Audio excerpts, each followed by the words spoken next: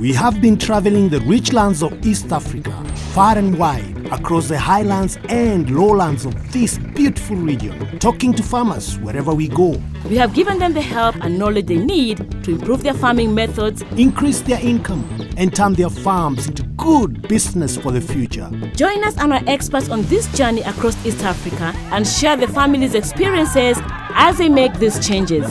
Karibu to the Shamba Shape Up Safari.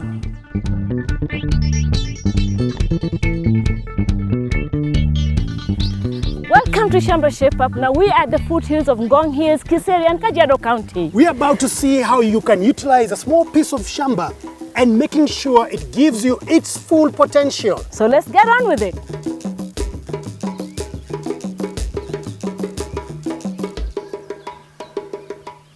So Joyce and Antony, thank you so much for welcoming us to your home. We are very grateful. How long have you lived here? I've been here for the last 10 years. Last 10 years. And how big is your farm? My farm is an eighth of an acre. How many kids do you have? We have four kids, 3 girls and 1 boy. So Joyce, what are you growing here? Maize, beans. Do you have any livestock? Cow. Chicken. Cows and chickens. Yes. Antony, how are the cows and chickens? Are they doing well? They are doing well at this time. I have been having a livestock farming since 2008. I bought a cow at 45,000, but it didn't make it. Oh. But the offspring that it gave me by 2009, it have made it better than the one that I bought. So how are your chickens? My chickens are doing well. They have no expenses. I farm them through the cow's manure. So you sell the manure? No. Yes. My chicken use the manure to feed themselves. Those ones make the chicken to lay more eggs and to have to be healthy. Yeah. Eighth of an acre. Yeah. And you've managed to have cows, you Yes. have chickens, Yes. she's growing maize and beans. And I also live there. And you also live there. Yeah. Joyce, what do you cook in your kitchen? What do you use for fuel? Firewood. Oh, you cook with firewood. Yeah. So it's kind of very difficult for her when she's in the kitchen. And, it is very difficult. Yeah. Last time we went to correct last year on September, and then he met with the KWS, and then the police were invited. They go and prosecuted them at Kibera because of correcting firewood. You're telling me she was arrested? Yes, she was. Oh, really? Arrested. Oh my. Well, Shamba Shape Up is here and we've come with experts. They'll have a look at your chickens, have a look at your cows, see how we can help in the Shamba with your crops. And then that issue of the firewood, we'll see how to help so that she doesn't get arrested. It's not good. It's not good. Right? All right. Okay. And we hope that your Shamba will be shaped up. Wow, Naomi is amazing what one can do with a small piece of land. Yes, it is amazing. He's done a very good job. Now, today we have a lot of work to do. So where do we start? I'll have a look at the chickens and also take a look at the cows. How about you? I'll be dealing with the firewood. You heard the story about Joyce. We don't want her ending behind bars. Yeah, you make sure of that. Yes, we'll be bumping into each other. I guess I'll be bumping into you too. See you later. Antony and Joyce have a few chickens which they keep to a minimum by slaughtering or selling to avoid outbreaks of disease. They would like to turn it into a business. So, to advise them on how to do this, we got an expert from Kenchik. So Joyce, this is your chicken house? Yes. I see, and you've got a knife here. This is for what? Slaughtering the chickens? Yes. Now Elijah, you've seen Joyce's chicken house. What do you think? I would direct stress on biosecurity. There are several diseases which are predominant in our area, like there's Newcastle disease, infectious bronchitis, and there is a Gubboro disease. And in the long run, if you want to keep the birds for a longer time, there is furu typhoid and the furu pox, which you need to vaccinate against. Yeah. How does she go about vaccinating? There are 3 methods. Through the eye drops, 1 drop per bird per eye, 1 eye. You can give it through drinking water or you can spray. Mr. Elijah, what is a vaccinating program like? Once you buy chicks from us, we will provide you with a vaccination program which you are supposed to follow. It shows the age of the bird and the vaccine they are supposed to get at that particular age. For example, Newcastle disease, infectious bronchitis, we recommend 7 to 10 days. Then from there you can give Guboro intermediate 10 to 14 days. And then you repeat Guboro again, 18 to 21 days. Then the last one is Newcastle disease. Yeah.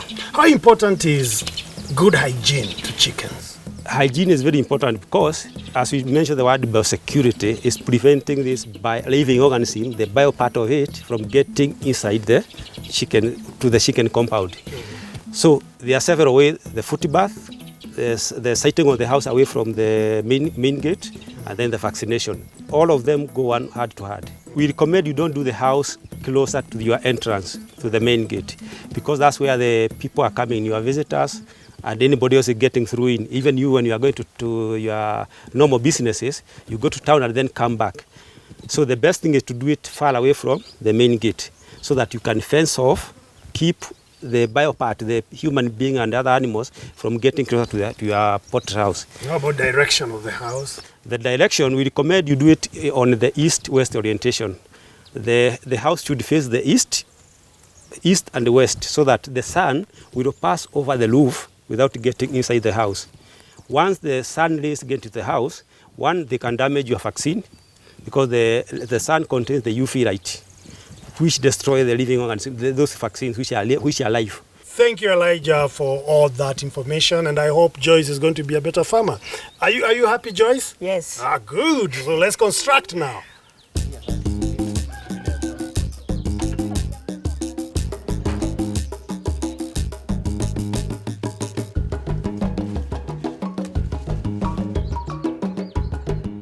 Joyce was so happy with our visit, she decided to make lunch for us.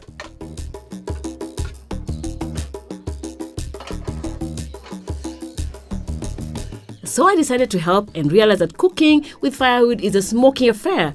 She really needs help.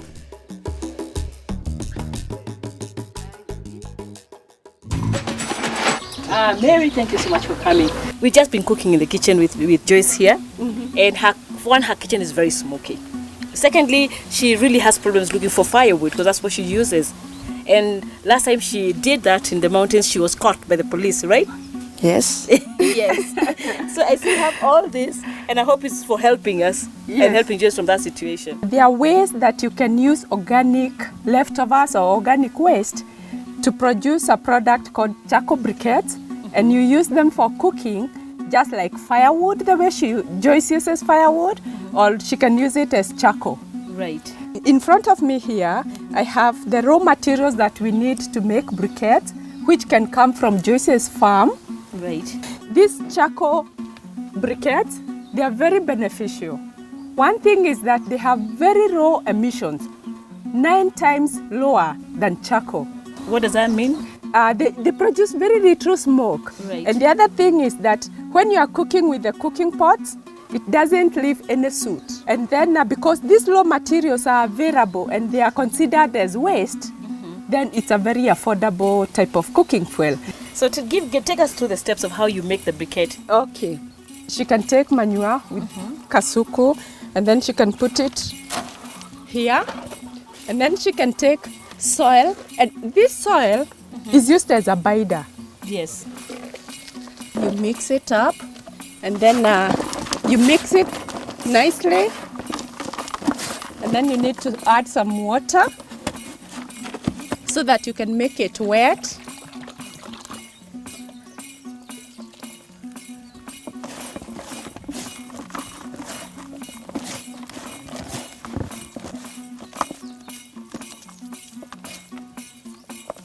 And then if it doesn't hold, you add some little soil.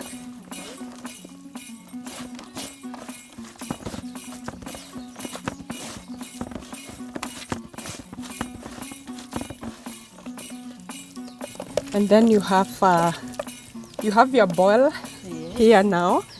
Okay. And then when you have it like this, you dry it in the sun. As simple as that. As simple as that. And then in 1 or 2 days, it's dry and it's ready for use as cooking fuel. When you cook with the charcoal briquette, you use about just 3 Kenya shillings, between 3 to 10 Kenya shillings. And if you cook a meal of the same amount using charcoal, you use 26 Kenya shillings. If you use kerosene, you use 45 Kenya shillings. When making briquettes using manure and soil, the ratio should be 4 parts of manure to 1 part of soil. It is important to use cow dung only when it is completely dry. You can also use charcoal dust by crushing the remains of charcoal and sieving through a sand sieve. Then mix 4 parts of charcoal dust to 1 part soil, add a little water until the mixture holds. Make small balls and put out to dry. A third method is by using waste paper. To do this, cut the paper into bits and soak in water overnight until it mashes. Mix 7 parts of the paper mash to 1 part of the soil. You may not need to add a lot of water as the paper is wet. Make balls and leave to dry. So Mary, explain to us, what is this? This is a drum kiln. And this drum kiln is used for making charcoal at home. In a home like this, what we can do is we can get the organic leftovers from the farm, and then we burn it here in this drum at a very controlled oxygen. So you put these materials, we put it here, and then we cover it, and then we light fire, and then we let it to burn like 10 minutes. Yes. And then we have our charcoal. And that is the charcoal we use now to make the briquettes. If you don't have access to the charcoal dust, because we want to reduce cutting of trees. Mary showed us some machines that can be used for making briquettes commercially. These are great for youth and women groups.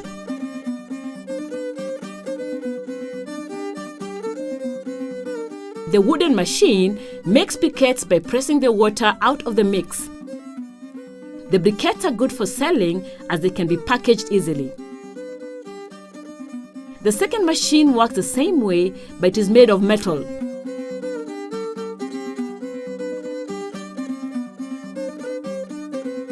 This is also good for producing lots of briquettes. The ladies from the neighborhood were so eager to make briquettes that they started off immediately. Something tells me they have found a new business. So Antony, tell us, you don't have electricity. What do you use for lighting? A kerosene lamp. And tell us, what about charging your phone? I depend on neighbors charging my phone. So Julian, tell us, how can you help Antony? We have a light that we call the S2, and it is a study light. This is a very good light for your children to use while studying. It has an inbuilt panel, and what you do is just put it out in the morning. It charges, it has a battery inside, and then in the evening you just switch it on, and it gives you 4 hours of bright light. Therefore, your children will not have to have issues to do with the smoke that comes from the kerosene lantern. So we also have another lantern that we call the S20. This is a very good light for mom. So she can walk around with it, go and check her chicken. If they're all in place in the evening, she can go to the kitchen, go to the granary and do her stuff well without disturbing anyone, because it's very portable. The good thing with this one and the difference is that this one has 2 settings. If she doesn't have a lot to do, she can use the first setting, which will go for around 8 hours. And the second setting, which goes for 4 hours. The reason for this vase is because it can be able to give you a 360 illumination of light all round.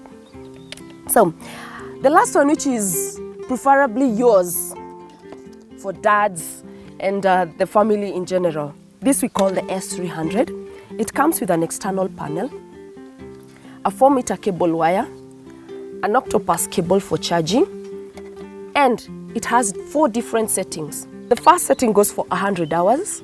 The second setting goes for 16 hours, 8 hours, and 4 hours of clean, bright light. When you go to sleep, you can actually charge your mobile phone. So you can have a try. Give me your phone. Ah, good. Tell me, is it charging? Yes, it is. So the issues of going to your neighbor, we're done. I have been using a lot of kerosene, approximately more than 10,000 in a year. So you can imagine for the last 3 years, I could have actually have electricity, right? So this is yours, and you can start enjoying the benefits. Thank you. So Naomi, what have we done so far? Now we made sure that Joyce will never be arrested How have we made sure of that? by learning how to make briquettes. Charcoal briquettes. Yes. And you've done so much with Kenchik. The chicken shed is coming up. And eventually, Joyce and Antony are going to be better farmers. Yes. And there's more after the break.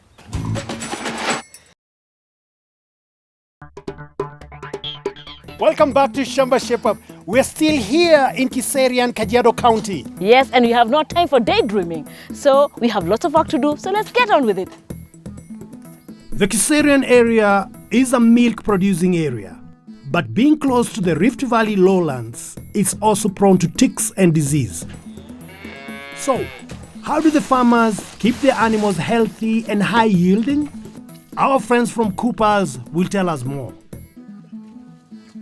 Antony, for how long have you been having these cows? For almost 6 years. 6 years now. Yeah. How has the production been? At the beginning, the performance was very poor. But for today, things are changing every day. You can't complain. I can't complain. Mr. Baraza, by looking at the general condition of the cattle shed, what do you think? The floor is not even. Yes. And the feeding troughs not clean. For you to achieve best production in your dairy farm, you need to have good housing. And how about the little calf? The calf is supposed to be raised, not in the muddy place you put in your calf. The calf is not comfortable because the area is muddy and is wet. Now, Baraza, I see you brought with you some products. So what kind of products are these? In Coopers, we have a product called Cooperside. So as a dairy farmer, you need to be washing your house every day and inspecting the house at least once a month. Cooperside will kill all the bacteria viruses in the house of animals. This will ensure that the animal stays at a clean environment, and also this will reduce mastitis cases in your house. How do I use Cooperside? You can mix 50 ml of Cooperside in 20 liters of water. Using a pump, you spray all the places of the floor of the house. Most farmers, they don't know about Cooperside because it's a new product. But it used to be called Omnicide. The same Omnicide is no longer Omnicide, is now Cooperside. How about the animal itself? Yes. You need to be spraying your animals every week, once a week, to control ticks, using a product called Greennet. It is always good to be alternating the product after some time, maybe 6 months, to reduce tick resistance. So you can be spraying with Greennet after like 6 months, you alternate with Triatics. You need also to keep records to track your performance of the farm. How does a farmer keep records? You need to have a record book. Do you have a record book? Yes, I have a sample of record book. How do you keep your records, Antony? I've not been keeping records. It's from memory. It is from memory. That's so risky because you can't remember when you sprayed, you can't remember when you dewormed, you can't remember when the animal got sick. Keeping records very well is a very good idea. With the record as a manager, it will enable you to make critical decisions based on the records you have kept. Good. So, Antony, now you'd be able to have a good record book so that you'll be able to know when to spray, how much you're getting out of your cow. Okay. Right? So now, Antony, I think it's good, all of us, to go and start spraying the animals. Are you ready for that? Yes, I am. Yes. So that you can learn the correct way of spraying, right? Yeah. Okay, good. Let's start spraying.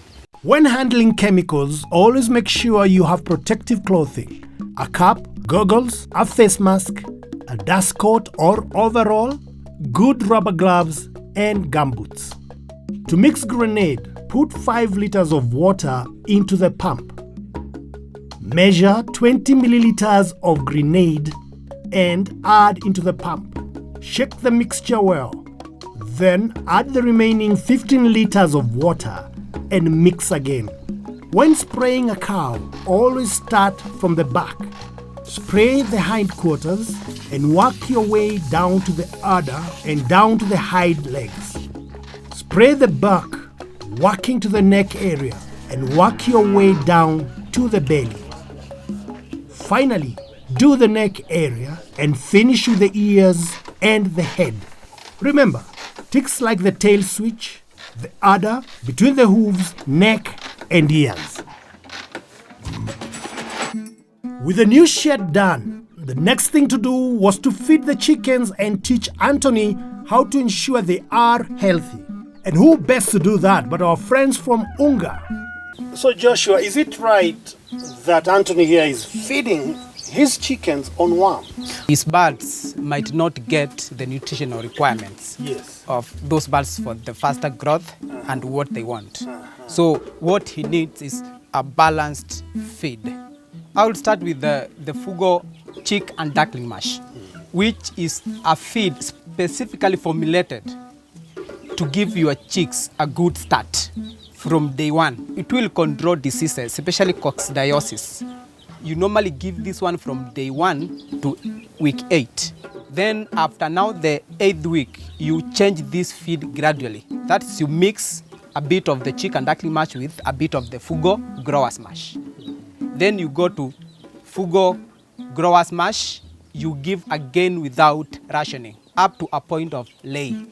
And this Fugo growers mash, it's meant to ensure faster weight gain for it to start laying. At the point of laying, that's when now you change to Fugo layers complete meal. Per day, when they are inside, they are supposed to consume approximately 140 grams. But if you release them, you can feed them half of the ration, then you release them to the outside. How does Antony ensure that his chicks reach maturity without maybe diseases or dying off? How does he do that? By ensuring that you observe total cleanliness, what I'll call biosecurity. You need to ensure cleanliness inside and outside the poultry house.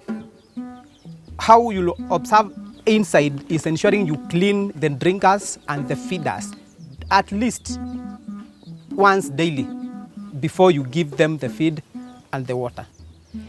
On your side, once you are getting inside here, you need to be clean and free of germs.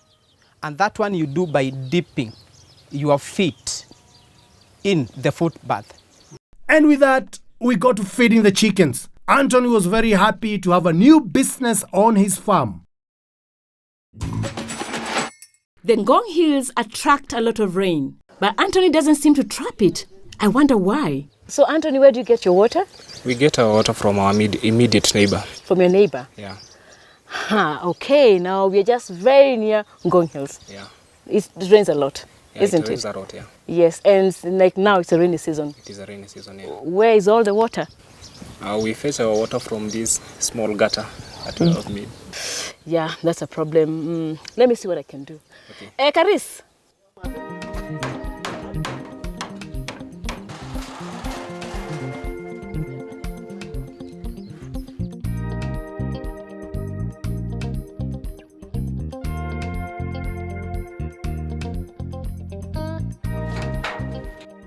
This small Shamba had quite some work to do. And with the shape-up done, we are sure it will be a very different place. So now, time to say goodbye. So Antony and Joyce, we've enjoyed so much being with you here. We've learned so much, and you've learned a lot. I have learned a lot. So are you going to implement what you've learned? I'm going to implement all the details that I have caught from you. Yes. So that I can be productive than I was before. And become an even better farmer. It is so. That's wonderful. Okay. And since you're happy, Naomi, we are very happy very too. Happy indeed. Well, it's been another great show, and we'll see you next time, right here on Shamba Shape-up. Shamba Shape-up is online. To learn more about today's topics or to watch any of our previous episodes, visit shambashapeup.com, select the episode and click play. You could also visit our Facebook page, Shamba Shape-up, to get more information, get involved in discussions, and also get a chance to enter some of our great competition to win great prizes. You can also find us on Twitter @Shamba Shape-up.